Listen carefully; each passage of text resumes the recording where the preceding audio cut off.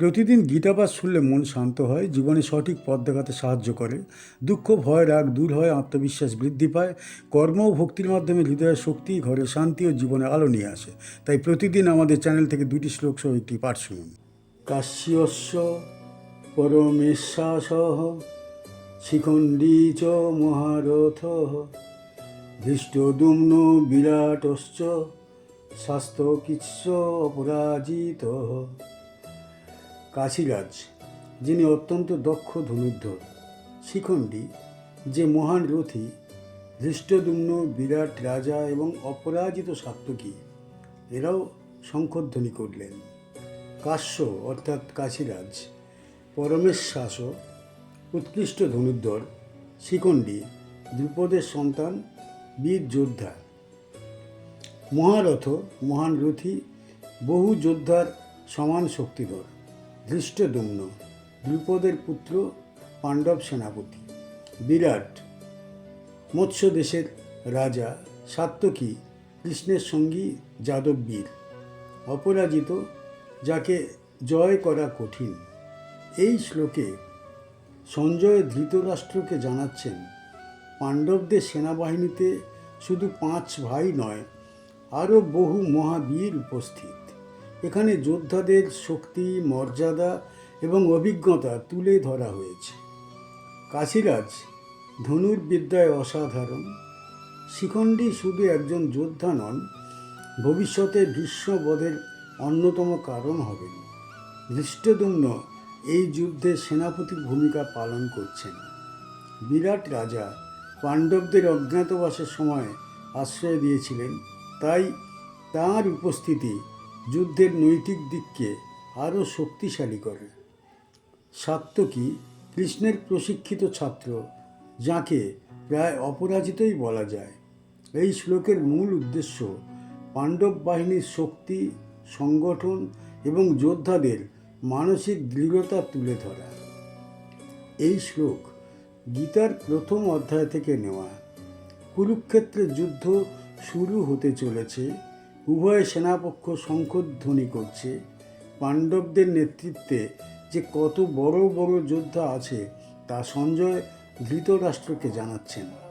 এর মাধ্যমে ধৃতরাষ্ট্র বুঝতে পারেন, যুদ্ধে পাণ্ডবদের সেনাবাহিনী দুর্বল নয়, বরং অত্যন্ত শক্তিশালী। এই শ্লোক থেকে আমরা এই শিক্ষা নিতে পারি যে দলগত শক্তির গুরুত্ব অপরিসীম। একটি বড় কাজে কেউ একা কখনো সফল হতে পারে না। প্রত্যেকে নিজের দক্ষতা দিয়ে যোগ দিলে দল শক্তিশালী হয়। দ্বিতীয়ত, প্রত্যেকের আলাদা পরিচয় ও গুণ আছে, যা দলের কাজে বিশেষ ভূমিকা রাখে। তৃতীয়ত, প্রস্তুতি এবং আত্মবিশ্বাস সাফল্যের অন্যতম ভিত্তি।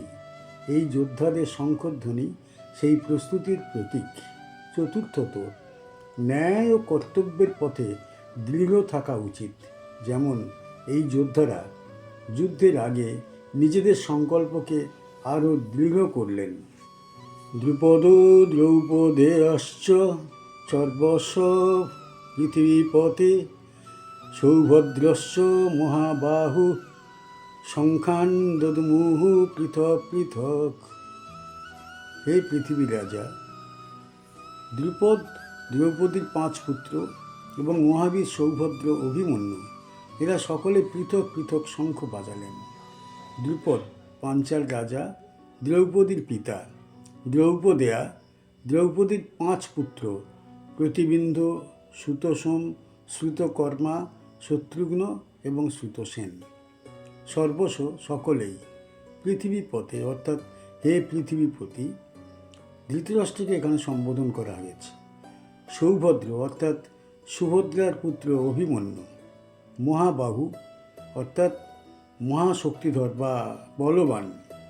শঙ্খান দদ্মু অর্থাৎ শঙ্খ বাজালেন, পৃথক পৃথক, আলাদা করে। এই শ্লোকটি পাণ্ডব সেনার আরও কিছু গুরুত্বপূর্ণ যোদ্ধাকে তুলে ধরছে। দ্রুপদ, তার নাতিরা এবং সৌভদ্র, অভিমন্যু। দ্রুপদ হলেন শক্তিশালী রাজা। দ্রোণের সঙ্গে তার বৈরিতা মহাভারতের ইতিহাসে অত্যন্ত গুরুত্বপূর্ণ। তিনি পাণ্ডবদের অন্যতম অভিজ্ঞ যোদ্ধা। দ্রৌপদী অর্থাৎ দ্রৌপদীর 5 পুত্র প্রত্যেকে তরুণ যোদ্ধা এবং ভবিষ্যৎ পাণ্ডব বংশের ধারক। তারা সবাই যুদ্ধের জন্য প্রস্তুত, যার প্রতীক তাদের শঙ্খধ্বনি। অভিমন্যু, যিনি সৌভদ্র, মাত্র 16 বছর বয়স, কিন্তু মহাবাহু, অসাধারণ শক্তি ও সাহসের প্রতীক। মহাভারতের সবচেয়ে করুণ ও বীরত্বপূর্ণ চরিত্র। পরবর্তীকালে চক্রব্যূহ ভেদ করতে তার মৃত্যু মহাকাব্যের অমর কথা।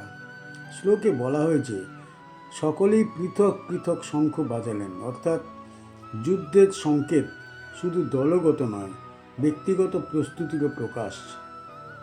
এই শ্লোকটিতে সঞ্জয় ধৃতরাষ্ট্রকে যুদ্ধক্ষেত্রের প্রত্যক্ষ চিত্র দেখাচ্ছেন। পাণ্ডবদের সব দিক থেকেই শঙ্খধ্বনির গর্জন। এর মাধ্যমে বোঝা হয় পাণ্ডব পক্ষ শক্তিশালী, আত্মবিশ্বাসী এবং ন্যায়ের পক্ষে দৃঢ়ভাবে দাঁড়িয়ে আছে। এই শ্লোক থেকে আমরা শিখতে পারি যে যুদ্ধ শুরু হবার আগেই তারা শঙ্খ বাজাচ্ছে, এটি তাদের আত্মবিশ্বাস ও মানসিক দৃঢ়তার পরিচয়। অভিমন্যু, যিনি কিশোর হলেও মহাবাহু অর্থাৎ মহাবীর, বয়স নয়, দক্ষতা এবং সাহস আসল শক্তি। দ্রৌপদেয়ারা যুদ্ধের প্রস্তুতিতে এটা প্রমাণ করে যে ন্যায়ের সংগ্রামে বংশধররাও দায়িত্ব বহন করতে পারে। পৃথক পৃথক শঙ্খধ্বনি ইঙ্গিত দেয় যে প্রত্যেক যোদ্ধাই ব্যক্তিগতভাবে সমান গুরুত্বপূর্ণ। দ্রুপদ, অভিমন্যু, পাঞ্চাল পুত্র, এদের ভিন্ন ভিন্ন বয়স, অভিজ্ঞতা ও পটভূমিও বিচিত্র, তবুও সবাই এক লক্ষ্যে একত্র। শ্রীমদ্ ভগবদ্ গীতার পরবর্তী শ্লোকগুলি শোনার জন্যে আমাদের চ্যানেল সাবস্ক্রাইব করুন।